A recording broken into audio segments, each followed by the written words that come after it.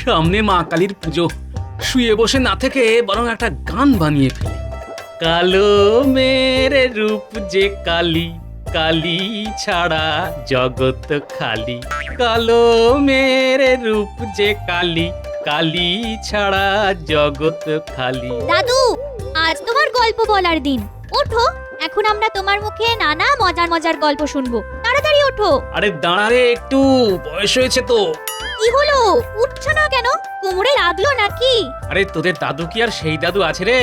এখন উঠবো কি করে সেটাই ভাবছি। দাদু উঠতে পারছে না। নাবলা, দাদুকে ধর। এই আমিও আসছি। তুই কি করবি? দাদুকে তোলার মতো শক্তি তোর আছে নাকি?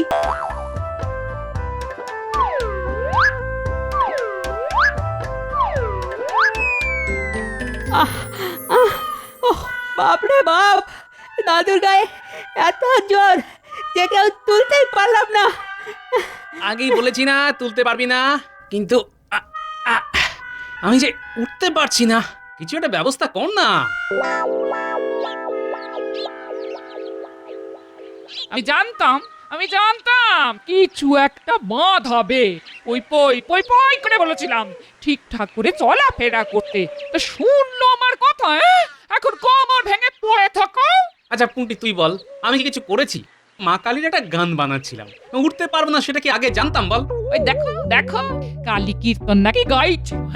ওই হেড়ে গলায় গান মায়ের সহ্য হবে কেন? এবার আমি কি করি? এই কোমর ভাঙা লোকটাকে নিয়ে আমি যাই কোথায়? ও মা গো মা, এই বোকা শোকা লোকটাকে আবার দাঁড় করিয়ে দাও মা। আমি মানত করছি, এবার তোমায় পুজো দেব মা। মাগো, হে মা কালী, আমি তো আমার জন্য কিছু চাইনি মা। এই লোকটা মানুষ খুব একটা খারাপ নয়। এর কোমরটা ঠিক করে দাও মা। মাগো মাগো, তুমি শুনলে তো? আমার গলায় গান শুনেই যদি তোমার রাগ হয়ে যায়, তবে একটাই মানত করতে পারি মা, আর গান গাইবো না। কি এই যে আমি উঠতে পারছি। বলতে আমার হাতটা একটু ধর তো। এই যে দাদু, এই তোমার হাত ধরলাম, এবার ওঠো। দেখলি, যেই মা মুখ তুলে চেয়েছে অমনি মুখে বাক্যি শুরু হয়ে গেছে। যাব, উঠলাম আমি, আর তার জন্য মানত করলে তুমি কালী পুজো করবে? আরে কালী পুজোর ঝক্কি ঝামেলা কত তা জানো? যতই ঝক্কি থাকুক, একবার যখন মানত করেছি তখন পুজো আমি করবই। তা দেখি তুমি কি করে আটকাও। এই রে, তোর আবার কোমরে ব্যথা শুরু হলো। বাপরে বাপ, পুজো হবে না মানে নিশ্চয়ই হবে, 1000 বার হবে, কিন্তু এত খরচ কোথা থেকে জোগাড় হবে আমি তো ভেবেই পাচ্ছি না। মায়ের পুজোর খরচ মা নিজেই জোটাবেন, দেখে নিও।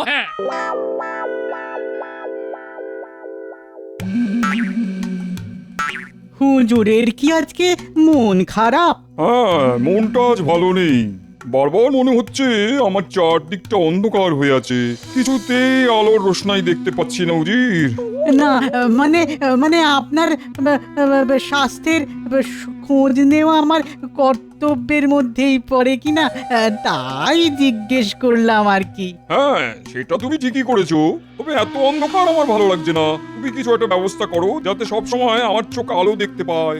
হুজুর, আপনার সাম্রাজ্য এত বিস্তৃত যে তার সব জায়গায় আলো পৌঁছে দেওয়া এই মুহূর্তে কিছুতেই সম্ভব নয়। তুমি যেভাবেই হোক আমার চারিদিকে আলোর ব্যবস্থা করো। হুজুর, হুজুর, শুনেছি কৃষ্ণনগরের রাজা কৃষ্ণচন্দ্রের এক সভাসদ আছে, তার নাম গোপাল।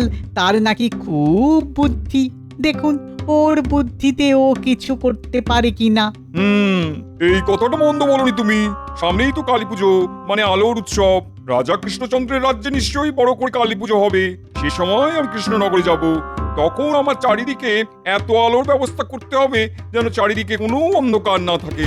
জি হুজুর, তাই হবে। তবে এমনি এমনি এই কথা বললে মহারাজ তা নাও বুঝতে পারে। তাই আমার মনে হয় ওদের সবাইকে এখানে ডাকা যেতে পারে। কিন্তু একটা কোনো অজুহাত তো দেখাতে হবে, কি বলে ডাকা যায় ওদের। আপনি পত্রে বলবেন যে সেই দূরের দেশ থেকে আম এসেছে, সেই আম আপনি মহারাজ সহ সবাইকে খাওয়াতে চান। এই অজুহাতে ওদের ডেকে আনা যেতে পারে। হ্যাঁ, কিন্তু এখন আম পাবো কোথা থেকে? হুজুর এই ব্যাপারটা আমার ওপর ছেড়ে দিয়ে দেখুন না আমি কি করে আম জোগাড় করি। ঠিক আছে, তোমার ওপর আমার আস্থা আছে, যা করার তা তাড়াতাড়ি করো।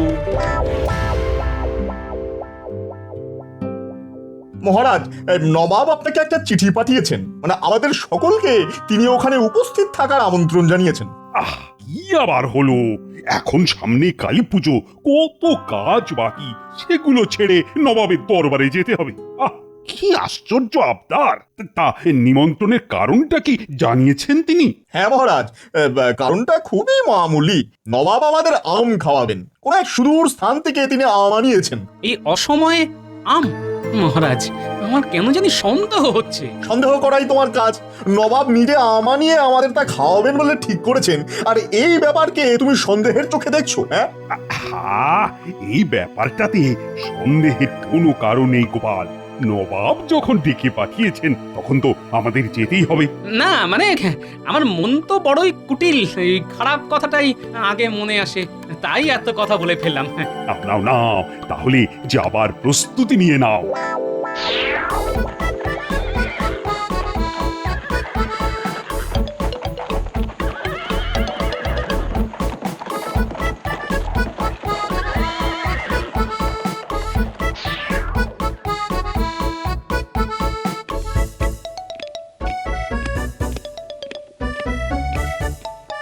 কৃষ্ণচন্দ্র, আমার দরবারে তোমাকে স্বাগত। আসার সময় কোনো অসুবিধা হয়নি তো? না না না না না না, অসুবিধে হবে কেন? আপনি ডেকেছেন, এটা তো আমাদের সৌভাগ্য। তা বলুন বলুন, আপনার কোন কাজে লাগতে পারি? আমি কি তোমাকে কাজের জন্য ডেকেছি নাকি? না না না না না, সেটা কখনোই মনে করবে না। তোমাকে আম খাওয়ানোর জন্যই ডেকেছি। কে বলবে কেমন লাগলো। তা তোমার সঙ্গে দেখছি গোপালও এসেছে, ভালোই হলো। খাওয়া দাওয়ার পর না হয় বিস্তৃত কথা হবে। সেটাই ভালো, আপনার জোগাড় করা আম খেয়ে তারপর কথাবার্তা হোক। উজির, ওদের খাওয়া দাওয়ার ব্যবস্থা করে ফেলো।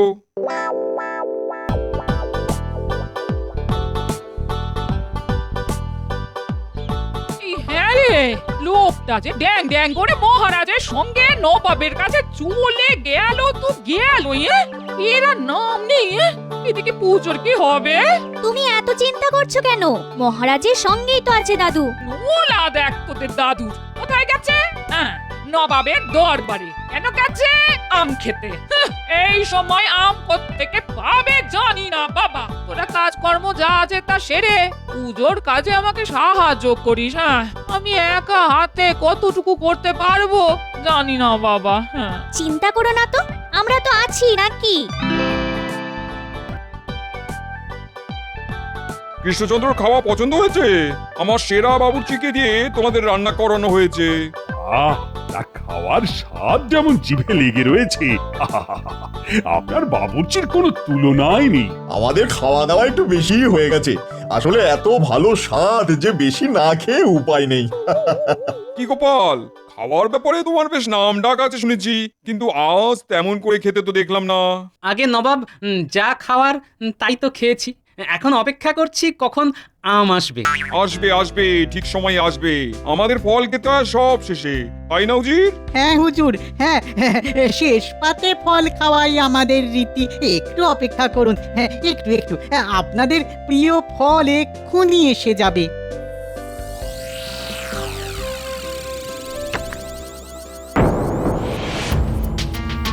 এই তো এই তো এই তো এই তো আম এসে গেছে। আপনারা আপনারা খুব তৃপ্তি করে খান, যত খুশি খান। কি এ তো আম নয়, আম সত্য। এটা খাওয়ার জন্যই এত দূর এলাম। নবাব কি আমাদের সঙ্গে রসিকতা করলেন? নবাব কারোর সঙ্গে রসিকতা করে না। আম সত্য কি আম থেকে হয় না? তাহলে আম সত্য কেন আম হবে না? আপনার এই ধরনের ব্যবহার কিন্তু আমি আশা করিনি নবাব। খুবই অপমানিত বোধ করলাম। নিমন্ত্রণ করে আদর সহযোগে খাওয়ালাম, তাতে তুমি অপমানিত বোধ করলে? আর আমার অপমান হলো না? আমি তোমার ব্যবহারে বড়ই বিরক্ত হয়েছি। খাওয়া হয়ে গেলে তোমরা আমার সভাঘরে চলে এসো, এ ব্যাপারে আলোচনা আছে।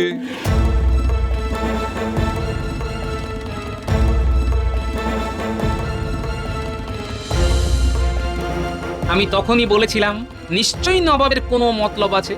হয়তো সেটা ঠিকই, মহারাজের সঙ্গে আমরাও খুব অপমানিত বোধ করছি, কিন্তু শত হলেও তিনি নবাব, তার কথায় এমন উত্তর আপনি না দিলেই পারতেন। হ্যাঁ, এটা আপনি কি বলছেন? নবাব বলি তার সব কথা মেনে নিতে হবে? আমাদের মহারাজ একজন রাজা, তিনি অপমানের জবাব দেবেন না? গোপাল তো ঠিক কথাই বলেছে, হতে পারেন তিনি নবাব, কিন্তু রাজা হয়েও যদি তার উত্তর দিতে না পারি তবে তো আমার রাজা থাকার কোনো মানেই নেই। এবার চলুন নবাবের কি কথা আছে শুনে আসি। উফ, উজির, তোমার বুদ্ধির কোনো তুলনা নেই। কৃষ্ণচন্দ্র এতটাই রেগে গেছিল যে আমাকে অপমান করা ছাড়া তার কোনো উপায়ও ছিল না। বেশ ভালো করেছো, আমি খুব খুশি হয়েছি। বলুন বলুন নবাব, আমাদের সঙ্গে আপনার কি কি কথা আছে? আমরা তো আজই কৃষ্ণনগরের উদ্দেশ্যে রওনা হয়ে যাব, তাই যা বলার এক্ষুনি বলুন। তোমার রাগ এখনো যায়নি দেখছি। তা ভালো ভালো, শোনো কৃষ্ণচন্দ্র, তোমার ওপরে আমারও রাগ হয়েছে। আপনার রাগ ভাঙাবার জন্য আমরা কি করতে পারি হুজুর? উজির, আমি কি চাইছি সেটা ওদের বলে দাও। আর কৃষ্ণচন্দ্র, এই কাজ যদি আমার মনের মতো না হয় তাহলে বাধ্য হব তোমার রাজ্য কেড়ে নিতে। আগে কাজটা সম্ভব না অসম্ভব সেটা তো শুনি, তারপর না হয় বলবো আমাদের দ্বারা হবে কি হবে না। নবাব কখনো কারোর মুখে না শুনতে অভ্যস্ত নন, তাই হয় কাজ হাসিল, নয় রাজ্য নবাবের দখলে চলে যাবে। বুঝেছেন মহারাজ? আসলে আমার চারিদিকে আমি আলো দেখতে চাই, যাতে চার কোণেতেই আলো থাকে। সামনে আলোর উৎসব, আমি সেদিন কৃষ্ণনগরে যাব।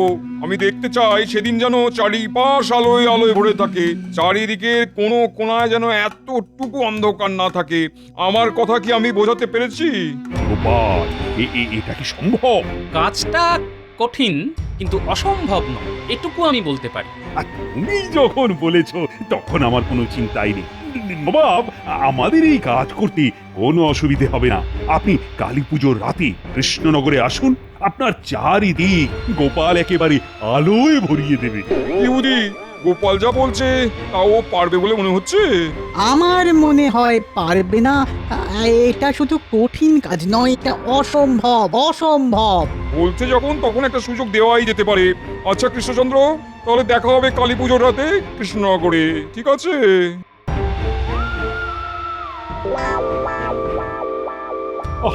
এ কি বিপদে পড়লাম বলতো, কি করে সম্ভব এই বিপদ থেকে উদ্ধার পাওয়ার? মহারাজ, গোপালের কি দরকার ছিল গায়ে পড়ে নবাবের আবদারে রাজি হওয়ার? তাহলে কি আপনি চাইছেন যে নবাব আমাদের রাজ্যের দখল দিয়ে নিক? আমি কি একবারও এই কথাটা বলেছি মহারাজ? আর কি বলতে চেয়েছিলে? তোমার কি ধারণা হয়েছে নবাব এই রাজ্য দখল করে নিলে তোমায় তার উজির করে দেবে? মহারাজ, রাজ্যটা বোধহয় চলেই গেছে। এই অসম্ভব কাজটা গোপাল কেমন করে সামলাবে আমি বুঝতে পারছি না। আমারও মনে হয় তোমার মন্ত্রিত্বটাও চলে গেছে।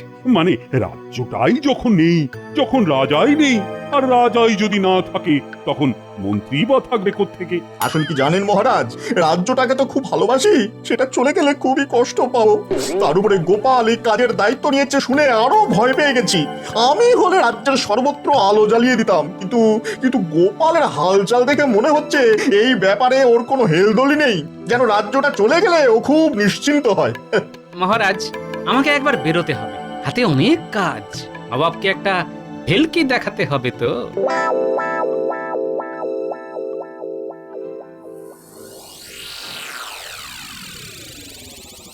কখন থেকে শুয়ে আছো?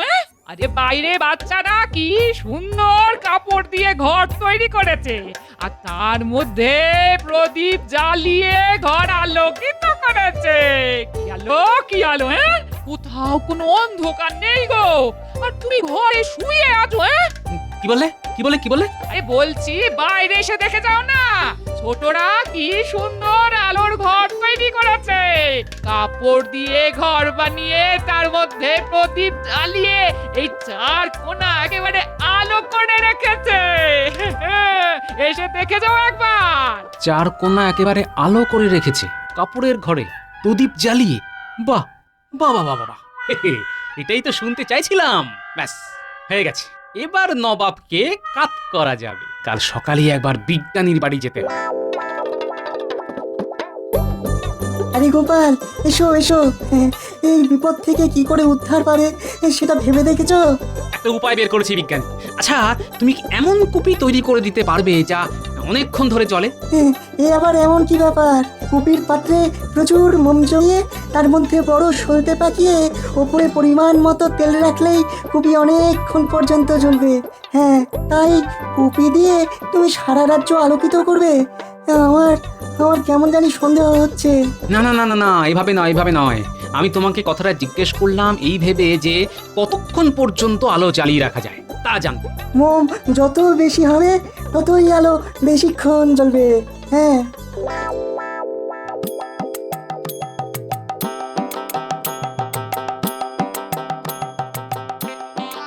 শোন, তোরা যেভাবে প্রদীপ বানিয়েছিলি সেভাবেই বেশি মোম দিয়ে কুপি বানা। ভিতরে ঠেসে মোম দিবি আর তার ভিতরে বড় করে সলতে পাকিয়ে রাখ। কুপির ওপরে তেল রাখবি। তারপর একটা মোটা কাপড়ের ঘর বানিয়ে তার প্রতিটি কোণায় সেই কুপি রাখবি। দেখবি 4 কোণার প্রতিটি কোণায় যেন আলো সমানভাবে যায়। বুঝলি? আমি চট করে রাজবাড়ি থেকে আসছি, সন্ধ্যায় কিন্তু নবাব আসতে পারে।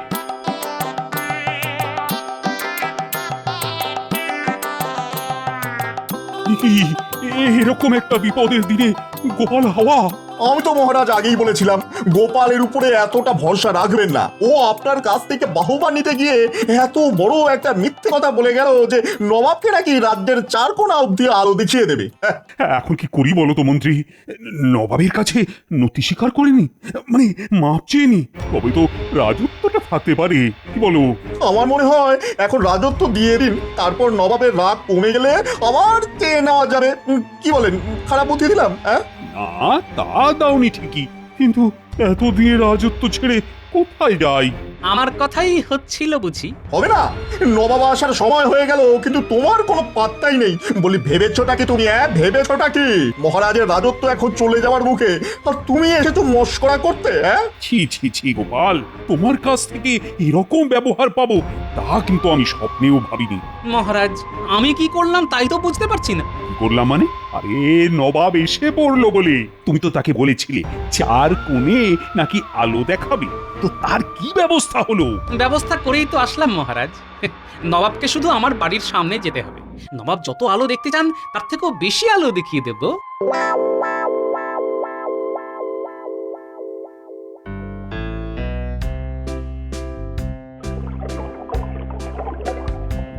আজ কালী পুজো, কোথায় মায়ের কাজ করব না ওনার সলতে পাকাতে হচ্ছে। হ্যাঁ, একেই বলে কপাল।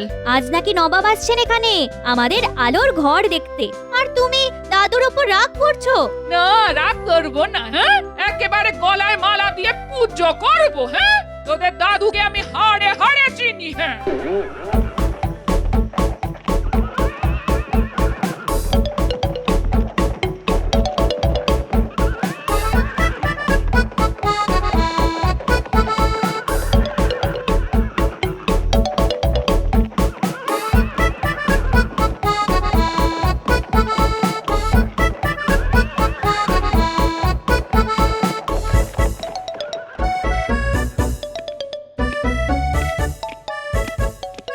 আসুন আসুন নবাব, আজ আমার কি সৌভাগ্য, আপনি আমার রাজ্যে পা রাখলেন।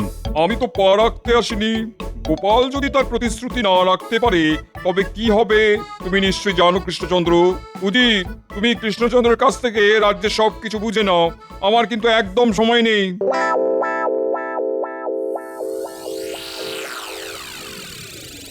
ও মা, কি সুন্দর লাগছে! দাদু এক্ষুনি হয়তো চলে আসবে, নবাবকেও সঙ্গে নিয়ে আসবে। নবাব খুব মজা পাবে এত আলো দেখে। নবাব আসবে না চাই, ও তোর দাদুর কাজ না করার ছুতো তো। হ্যাঁ, আমি লোকটাকে চিনি না, ফাঁকিবাজে চূড়ান্ত। তাহলে কৃষ্ণচন্দ্র, তোমার রাজ্য যে আমি নিয়ে নিলাম? না না, তুমি আমাকে দিয়ে দিলে, সেটার দলিল উজির আগে থেকেই তৈরি করে রেখেছে। তুমি শুধু একটা সই করে দেবে, সাক্ষী থাকবে আমার তরফ থেকে উজির আর তোমার তরফ থেকে গোপাল। কি উজি, তাই তো? বাহ নবাব বাহাদুর, মন্ত্রীকে বাদ দিয়ে এইসব কাজ হয় নাকি? সাক্ষী হিসেবে আমাকে রাখবেন না? মন্ত্রী মশাই, আপনি চলুন না, নবাবকে যে আলো দেখাবো বলে ঠিক করেছি তা আপনিও দেখবেন। সেই আলোর সাক্ষী না হয় আপনিও থাকলেন। হ্যাঁ মন্ত্রী, হ্যাঁ, গোপাল যখন বলছে তখন নিশ্চয়ই তোমারও সেখানে থাকা উচিত। অন্তত আমিও তাই মনে করি। হ্যাঁ, তাড়াতাড়ি কাজটা করে ফেলি, আমার হাতে একদমই সময় নেই।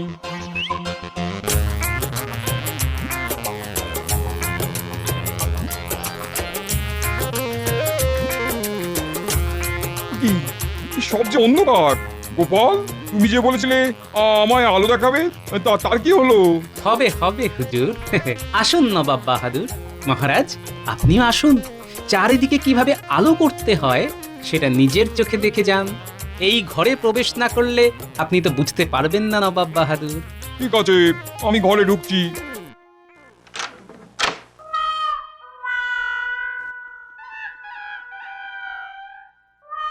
আমি সব জানি হুজুর, জেনে শুনেই এত বড় ঝুঁকি নিয়েছি। আর এটাও জানি, আমি যদি আপনার চারদিকে আলো দেখাতে না পারি তবে এই রাজ্যের কি হবে। হ্যাঁ, আলো দেখতে পাচ্ছি ঠিকই, কিন্তু আমি তো এই আলো দেখতে চাইনি। রাজ্যের চার ধারে আলো জ্বলে থাকবে সেটাই দেখতে চেয়েছিলাম। এটা তো তুমি আমায় ঠকালে গোপাল। এটা জোচ্চুরি। কৃষ্ণচন্দ্র, এই ধাপ্পাবাজিতে কিন্তু আমি অত্যন্ত ক্ষুব্ধ হয়েছি। আমরাও আপনার দরবারে আম খেতে গিয়েছিলাম, কিন্তু খেয়ে আসলাম আমসত্ত্ব। মনে পড়ে হুজুর, তখন আপনি বলেছিলেন আমসত্ত্ব কি আম নয়? আমিও আপনাকে বলছি, এই ঘরে কি চারটে দিক নেই? আপনি আপনার চারদিকে আলো দেখতে চেয়েছিলেন, তা তো আপনি দেখতেই পাচ্ছেন। কি পাচ্ছেন না হুজুর? হুজুর, হুজুর, এটা গোপাল একেবারে ধাপ্পা মারলো। আমাদের এই রাজ্য নিয়ে নিতে আর বিলম্ব করা উচিত হবে না। চক্রবর্তী, তোমার প্রতিতে আজ এত বড় মানহানি আমার হলো। লোকে যে বলে গোপালের অসাধ্য কিছু নেই, সেটা আবার প্রমাণিত হলো। সাবাস সাবাস গোপাল, বুদ্ধিতে তোমার সমতুল্য আর পেলাম না। এই নাও কৃষ্ণচন্দ্র, আমার দেওয়া উপহার। এখানে 100 নবাবী মোহর আছে। এই মোহর আমার পাওয়া নয়, গোপালের পাওয়া উচিত। সঙ্গে আমিও আমার এই রত্নহার গোপালকেই দিলাম।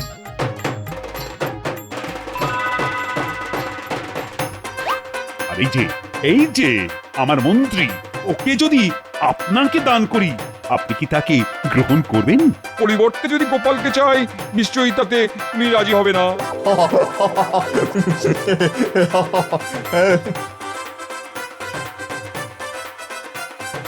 এই কে কোথায় আছিস রে? দেখ দেখ, কত বাজি নিয়ে এসেছি। তোর আনন্দ কর, আনন্দ কর, আমি দেখি। চল চল, এবার বড় মায়ের পুজোটা সেরে আসি। হ্যাঁ, জয় মা, জয় মা, জয়